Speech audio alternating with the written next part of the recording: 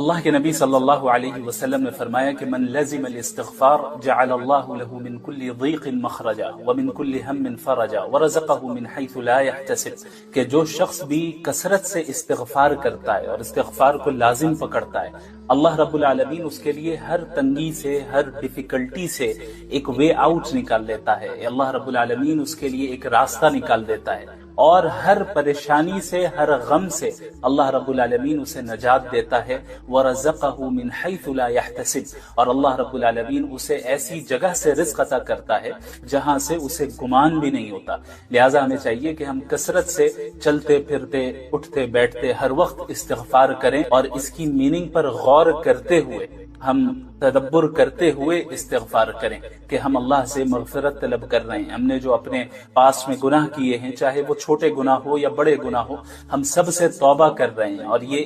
عزم کر رہے ہیں کہ یا اللہ میں ان گناہوں کو کبھی نہیں دہراؤں گا۔ اللہ رب العالمین پر توکل کرنے کا ہرگز یہ مطلب نہیں ہے کہ ہم اسباب کو اختیار کیے بغیر اور اپنی طرف سے محنت کیے بغیر اللہ پر بھروسہ کرتے رہیں اور مصیبت کے ٹل جانے اور کام کے پورا ہو جانے کا انتظار کرتے رہے، بلکہ حقیقی توکل یہ ہے کہ ہم اپنی استطاعت کے بقدر مکمل کوشش کریں، محنت کریں، اسباب کو بھی اختیار کریں، اور پھر اس کے بعد مکمل طور پر اللہ رب العالمین پر اطمینان کے ساتھ بھروسہ رکھیں۔ اللہ رب العالمین نے قرآن کریم میں فرمایا وَمَن يَتَوَكَّلْ عَلَى اللَّهِ فَهُوَ حَسْبُهُ، کہ جو شخص بھی اللہ پر توکل رکھے گا اللہ اس کے لیے کافی ہے، یعنی اللہ اس کے لیے ہر چیز سے کافی ہے، اللہ اس کا حامی و ناصر ہے۔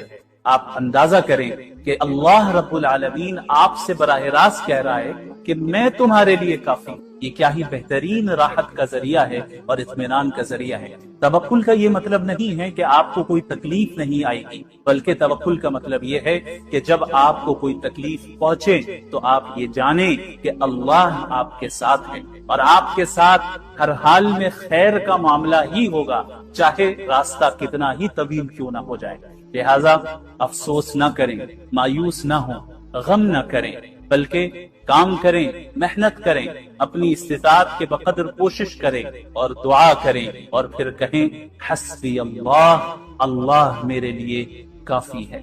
شاید اللہ تعالیٰ اس کے بعد کوئی نیا معاملہ پیدا فرما دے۔ کیا آپ کو لگتا ہے کہ سارے دروازے بند ہو چکے ہیں اور حل بہت دور ہے اور آپ کنارے تک پہنچ گئے ہیں؟ تو اس آیت کو سنیں، لعل اللہ یحدث بعد ذلك امرا، شاید اللہ رب العالمین اس کے بعد کوئی نیا معاملہ پیدا فرما دے۔ اللہ رب العالمین شاید آپ کے حال کو اچانک بدل دے۔ جی ہاں، اللہ رب العالمین اس بات پر قادر ہے کہ وہ آپ کی تنگی کو خوشادگی سے تبدیل کر دے، آپ کے درد کو رحمت سے تبدیل کر دے، اور آپ کی مایوسی کو کامیابی سے تبدیل کر دے۔ کتنی بار ایسا ہوا کہ آپ نے کسی لمحے کو آخری سمجھا اور وہی لمحہ آپ کے گمان سے زیادہ خوبصورت آغاز بن گیا۔ لہٰذا اپنے رب پر بھروسہ رکھیں، جلدی نہ کریں، مایوس نہ ہوں، اور یہ نہ سمجھیں کہ دیر ہونے کا مطلب بھول جانا ہے۔ تقدیر اللہ کے منصوبے سے چلتی ہے اور وہ آپ پر آپ سے زیادہ مہربان ہے۔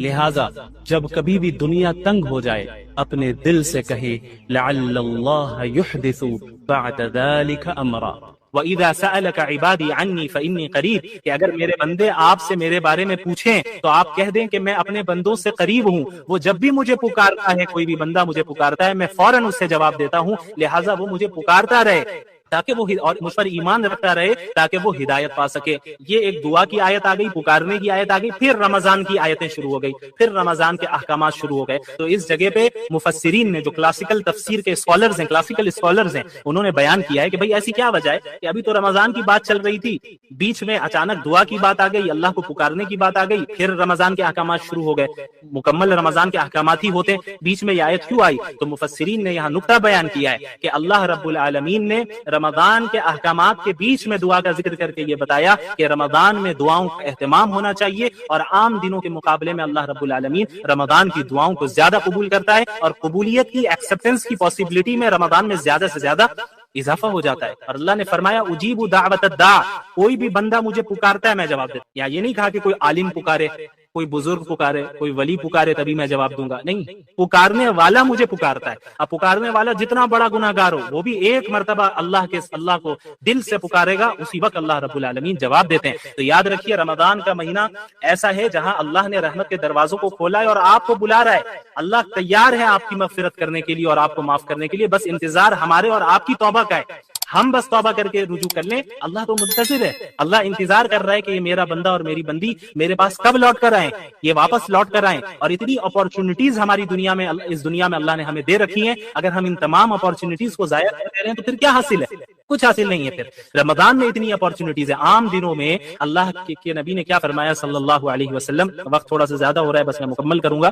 کہ عام دنوں میں رات کے آخری حصے میں اللہ رب العالمین بندوں کی طرف متوجہ ہوتا ہے اور کیا کہتا ہے، کوئی ہے پکارنے والا جو مجھے پکارے تو میں اسے دوں، کوئی ہے رزق مانگنے والا میں اسے رزق دوں، کوئی ہے مغفرت طلب کرنے والا میں اسے معاف کروں۔ یہ ہر رات ہوتا ہے، رمضان میں نہیں، ہر رات ہوتا ہے۔ اب آپ بتائیے پورے سال یہ اپارچونٹی ہمارے پاس ہوتی ہے، لیکن ہم میں کتنے ایسے ہیں جو اس اپارچونٹی کو اس کا صحیح فائدہ اٹھاتے ہیں؟ غور کرنے کی بات ہے۔ اور پھر رمضان کی اپارچونٹی الگ سے دے رکھی ہے اللہ نے، رمضان کے پورے مہینے، صحیح روایت ہے، کئی محدثین نے اس روایت کو صحیح قرار دیا ہے کہ رمضان کے ہر دن اور ہر رات اللہ رب العالمین ایک بڑی تعداد کو جہنم سے نجات دیتا ہے۔ تو ہمیں اللہ سے ہر وقت امید لگائے رکھنی ہے۔ افطار کے وقت بھی جو ہے دعا کا اہتمام کرنا ہے۔ عموماً عورتوں کا کیا مسئلہ ہوتا ہے کہ مجبور بھی ہو جاتی ہیں بیچاری کہ انہیں پکوڑے تلنے میں وہ مصروف ہے، اس وقت دعا کا اہتمام نہیں ہو رہا ہے۔ تو گھر والوں کو بھی سمجھنا چاہیے، مردوں کو بھی ان چیزوں کو میں کوپریٹ کرنا چاہیے کہ یہ مہینہ کھانے کے لیے نہیں ہے۔ ہاں جتنا آپ کر سکے اچھی بات ہے، لیکن ہر ایک کو عبادت کرنے کی توفیق دے، ایک دوسرے کا ہیلپ کرے۔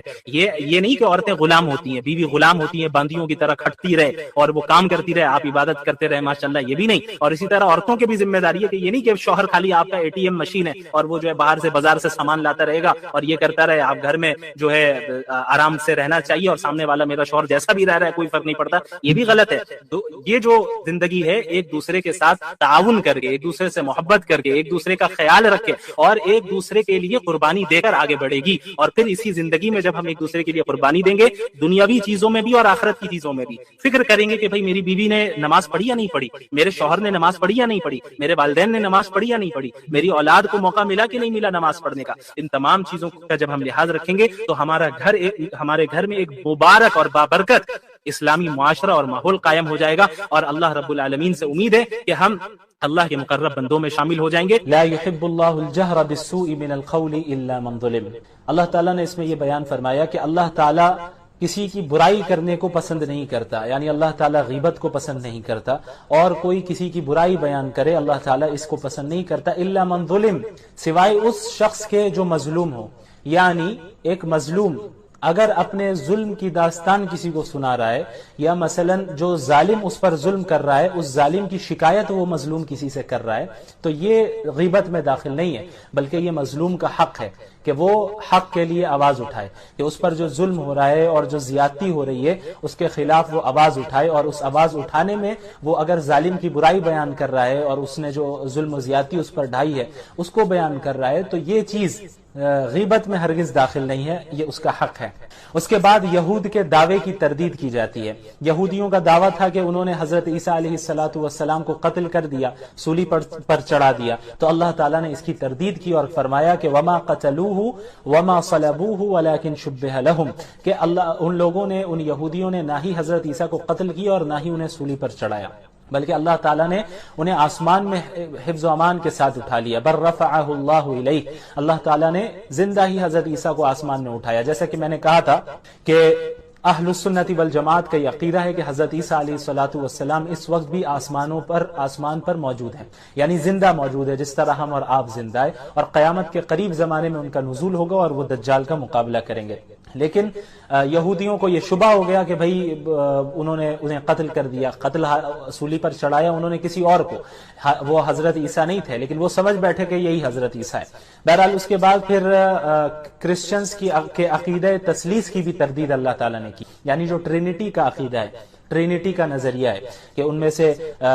بعض فرقوں کا یہ کہنا ہے کہ العیاذ باللہ اللہ تعالیٰ کے 3 اجزاء ہیں، ایک جز فادر کا ہے، ایک جز ہولی اسپرٹ کا ہے اور دوسرا جز حضرت عیسیٰ کا ہے، اور ان تینوں کے مجموعے کا نام گاڈ ہے، خدا ہے، علیہ باللہ۔ تو اللہ تعالیٰ نے منع کیا اور اس کی تردید کی، ولا تقولوا ثلاثہ، ٹرینٹی کے عقیدے کے قائل نہ ہو، عقیدہ تثلیث کے قائل نہ ہو، اللہ صرف ایک ہے، اور اللہ کی ذات اس چیز سے پاک ہے کہ وہ کسی کو بیٹا بنائے یا اپنا شریک بنائے۔ بہرحال اس میں حضرت عیسیٰ علیہ الصلوۃ والسلام کے متعلق ہی پھر اس صورت میں ذکر ہوتا ہے۔ پھر اس کے بعد کلالہ کی میراث کا حکم ہے۔ کلالہ ایسے شخص کو کہتے ہیں جس کی کوئی نہ اولاد بھی نہ ہو اور والدین بھی نہ ہو، تو اب اس کی وراثت کا کیا کیا جائے گا، اس کی تفصیلات بتائی جا رہی ہے کہ ایک بہن ہو تو اسے نصف دیا جائے گا، یعنی جو کچھ بھی وہ چھوڑ کر گیا ہے، اور اس کے علاوہ 2 یا 2 سے زیادہ بہنیں ہوں تو پھر 2/3 حصہ ملے گا، 2/3 ملے گا، اور بھائی ہو تو پھر بھائی کو وراثت مل جائے گی، بھائی بہن دونوں ہو تو مذکر مؤنث کا جو یہ قاعدہ ہے کہ بھائی کو، بیٹے کو یعنی لڑکے کو دگنا ملے گا لڑکی کے مقابلے میں، کیونکہ فائنینشیل جو ذمہ داری ہے وہ اللہ تعالیٰ نے لڑکوں پر دی ہے، عورتوں پر نہیں دی ہے، تو اس لیے مردوں کو دگنا دیا جاتا ہے، لڑکے کو دگنا دیا جاتا ہے، اور اس کے مقابلے میں آدھا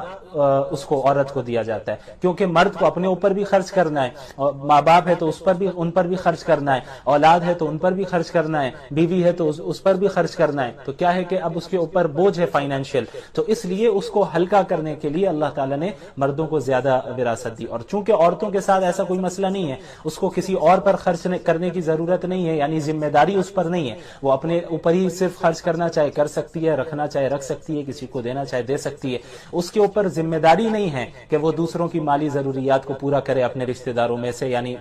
شوہر کا مسئلہ ہو، اولاد کا مسئلہ ہو، یہ ساری چیزیں مردوں پر ہے، اس لیے جو ہے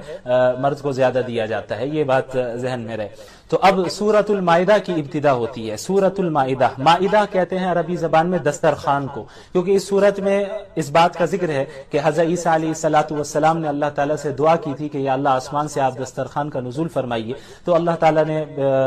ان کی دعا کو قبول کیا، تو اس بنیاد پر، اس وجہ سے، اس مناسبت سے اس سورت کو سورۃ المائدہ کہتے ہیں۔ اچھا، اس کی ابتدا ہوتی ہے یا ایھا الذین آمنوا اوفوا بالعقود، کہ اے ایمان والوں معاہدے کو پورا کرو، عہد کو پورا کرو، خلاف ورزی نہ کرو، تم نے کوئی ایگریمنٹ کر رکھا ہے تو اس کو پورا کرنا ہے۔ اب دیکھیں، معاہدات کی 2 قسمیں ہو سکتی ہے۔ ایک معاہدہ تو وہ ہے جو اللہ اور بندوں کے درمیان ہے، کہ ہم نے اللہ سے معاہدہ کر رکھا ہے کہ ہم اللہ کے دین پر عمل کریں گے، اللہ کے احکامات پر عمل کریں گے، اور اللہ نے جن چیزوں سے ہمیں روکا ہے ان چیزوں سے بچیں گے، تو ان معاہدات کو بھی پورا کرنے کا حکم ہے۔ اور اس کے علاوہ وہ معاہدات جو بندے بندوں سے کرتے ہیں، لوگوں کے درمیان آپس میں ایک دوسرے کا جو معاملات ہوتے ہیں، لین دین کا مسئلہ ہے، اس میں جو معاہدہ اور ایگریمنٹس کرتے ہیں ہم، تو اس کی بھی جو ہے اس کا بھی لحاظ رکھنا اور اس کو پورا کرنا ضروری ہے۔ عہد کی خلاف ورزی کرنا یہ بہت بڑا جرم ہے، اور یہ ایک مومن کی شان نہیں ہے کہ وہ معاہدے اور ایگریمنٹ کی خلاف ورزی کرے۔ اس کے بعد پھر اللہ تعالیٰ نے بعض ایسی چیزوں کا ذکر کیا جو کہ اللہ تعالیٰ نے حرام قرار دیا ہے، جیسے حرمت علیکم المیتہ والدم ولحم الخنزیر وما اہل لغیر اللہ بہ۔ اللہ نے فرمایا کہ مردار، ایسا جانور جو مر گیا ہو بغیر ذبح کیے، جو مردار ہو، اس کو کھانا جائز نہیں ہے، وہ حرام ہے۔ اس کے علاوہ جو بہتا ہوا خون ہو، بہنے والا خون ہو، وہ بھی حرام ہے، اس کو آپ نہیں استعمال کر سکتے۔ اسی طرح خنزیر کا گوشت بھی حرام ہے۔ اسی طرح وہ جانور جس پر اللہ کے سوا کسی کا نام لیا گیا ہو، غیر اللہ کے نام سے ذبح کیا گیا ہو، تو اس جانور کو بھی کھانا جائز نہیں ہے۔ اس کے علاوہ وہ جانور جس کو گلا گھونٹ کر مار دیا گیا ہو، ہلاک کر دیا گیا ہو، اس کو بھی کھانا جائز نہیں ہے، وہ بھی حرام ہے۔ اس کے علاوہ ایسا جانور جو سخت ضرب کے ذریعے مرا ہو، یعنی چوٹ لگی ہو بہت تیز اس کو، اس وجہ سے وہ ہلاک ہو گیا، مر گیا، تو پھر ایسا جانور بھی کیا ہے، حرام ہے، کھانے کی اجازت نہیں ہے۔ پھر وہ جانور جو اوپر سے گر کر، لڑک کر گرا ہو اور لڑکتا ہوا گر کر مر گیا ہے، تو ایسا جانور بھی وہ ہے جس کو کھانا جائز نہیں ہے، حرام ہے۔ اس کے علاوہ وہ جانور جس کو کسی درندے نے کھایا ہو، زخمی کر کے پھاڑ دیا ہو اور پھر وہ مر گیا ہو، تو پھر ایسے جانور کو بھی کیا ہے کہ کھانا جائز نہیں ہے۔ ہاں، حالت اضطرار میں، یعنی ایسی صورت آپ کے سامنے آ گئی کہ اب یہی مردار ہیں یا یہی ایسی قسم کے جانور ہے اور آپ کے علاوہ کھانے کو آپ کے پاس کچھ نہیں ہے اور آپ بالکل مرنے کے قریب ہیں، تو جان بچانے کے لیے بقدر ضرورت حرام چیز سے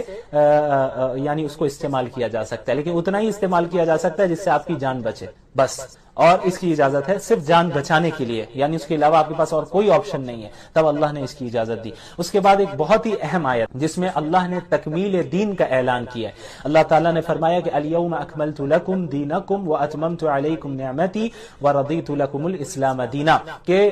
آج ہم نے تم پر اس دین کو مکمل کر دیا ہے اور